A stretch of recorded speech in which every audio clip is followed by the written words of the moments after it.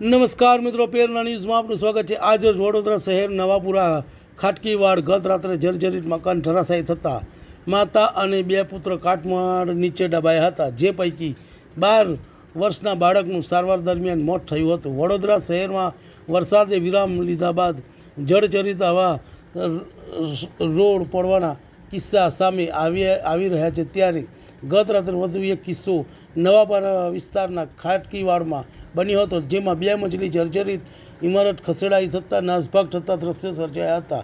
ધરાશાયી થયેલ મકાન નીચે પરિવારનો શાહનવાજ, શબનમ બાનુ સહિત કુલ 3 સભ્યો દબાયા હોવાની જાણ થતાં તાત્કાલિક ઘટનાની જાણ ફાયર બ્રિગેડને કરવામાં આવી હતી। ફાયર બ્રિગેડને જાણ કરવામાં આવતા સ્ટાફ તરત જ ઘટના સ્થળે દોડી આવ્યો હતો। કાટમાળ નીચે ફસાયેલી મહિલા અને સગીર બાળકોને તાત્કાલિક બહાર કાઢવામાં આવ્યા હતા। ઘાયલ થયેલા બાળકને સારવાર અર્થે એસઓજી હોસ્પિટલ ખાતે ખસેડાયા હતા। સારવાર દરમિયાન 12 વર્ષીય શાહનવાજ કુરેશીનું મોત નિપજતા પરિવારમાં ઘેરો શોક છવાયો હતો।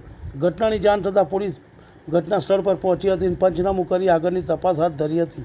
બીજી બાજુ સારવાર દરમિયાન મોત નિપજતા શાહનવાજ કુરેશીનો મૃતદેહ પોસ્ટમોર્ટમ ખાતે ખસેડવામાં આવ્યો હતો। રિપોર્ટ યતીન વાડલ।